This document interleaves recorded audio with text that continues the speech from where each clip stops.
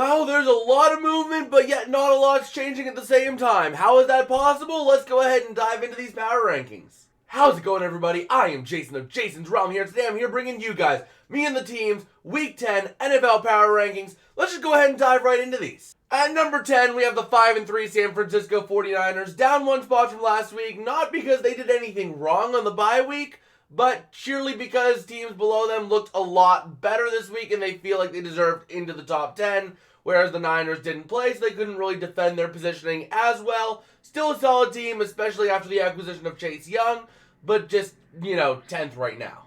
At number 9, we have the Cleveland Browns, who were not ranked last week. This 5-3 team is turning into a defensive juggernaut, holding the Cardinals offense, yes it was the Cardinals offense, but holding them to under 60 yards of total offense. And out of the four least amount of yards given up by a defense this season in a single game, the Browns own the 3 lowest of the 4 lowest. They are an insane defense.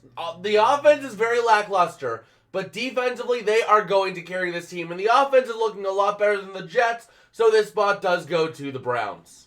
At number 8, we have the 5-3 Bengals, up 2 spots after last week's win over the Bills, and that was a huge statement win. This game was basically the determining factor of the rest of the Bengals season. Will they be fighting for just the playoffs, or will they be fighting for the AFC North? A loss and they're fighting for just the playoffs, a win and they're fighting for the AFC North. It'll still be a tough one, but it is a lot more possible now that the Bengals did get that win. And they balled out in a huge way. Offensively, they looked amazing. And, they slowed down a little bit in the second half, but they managed to jump out and do really well whenever they needed to most. At number 7, we have the 5-3 Cowboys, unchanging from last week, as they did play very well against the Eagles, but they did lose.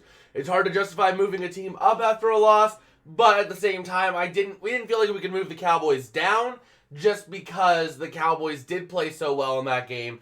Yeah, they kind of had a little bit of screw up at the end, but at the same time, the Cowboys did have a couple of other chances to win that game they just did not take.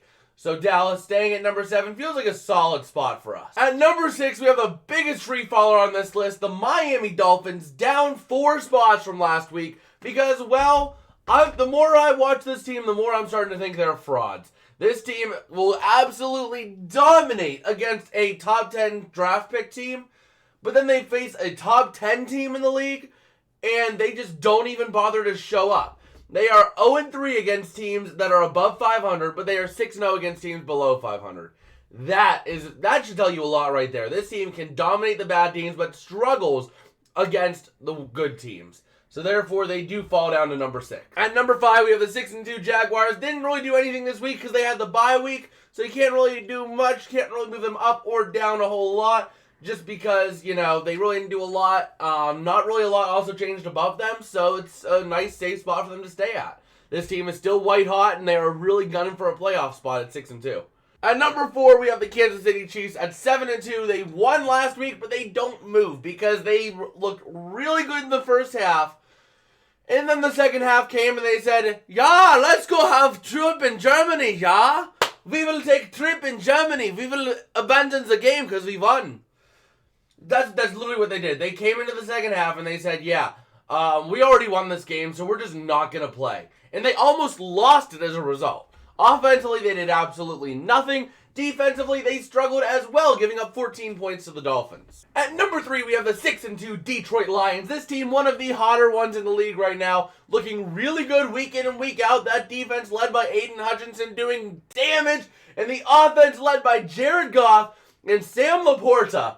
Oh my gosh, this team looks really good week in and week out, and it's hard to root against them. Can't really move them up because I don't see them on the exact same tier as teams like the Eagles, but, still sitting at number 3, which is a very solid rank for this team. Speaking of the Eagles, at number 2, we have the 8-1 Eagles falling down one spot after a loss. Kind of surprising, but at the same time, they almost blew it. They didn't really play quality football. They found a way to win, but they did struggle. Then for a team to be number 1, you have to be dominating. You can't be struggling week in and week out when there are other viable options for the number 1 spot. And that's what happened here. Philadelphia, you're winning games, but you're not winning them convincingly. That's why you're down to number 2, because another team showed us that they can win convincingly, really consistently. And that team that can win games really consistently is our number 1 team, the Baltimore Ravens at 7-2, climbing an incredible 6 spots in our rankings. This team, oh my gosh, the last 4 weeks they've had 2 insane blowouts. They had like a 30-plus point blowout of the Lions, and then they had a 34-point blowout of the Seahawks. That is insane for this team. They're starting to hit their stride. Offensively, they're looking amazing. Defensively, they're starting to struggle a little bit at times, but at other times, they look really good as well. So it seems like this team is starting to find its identity. They are finding their stride, and they are cruising to an AFC North victory at this point because they have a relatively soft schedule the rest of the way out in this season. Well, that's about going to do it for me today. If you guys did like, don't forget to smash like and subscribe. It does help me out a whole lot. At the time of recording, we are only 1 click of that subscribe button away from 400, which if you can help us hit that milestone, that will be absolutely amazing. I would love you guys so much for that. And if you haven't already, make sure you check out our Week 9 recap down here to see how we got to this point. And I will see you guys later. Peace out and have a good one.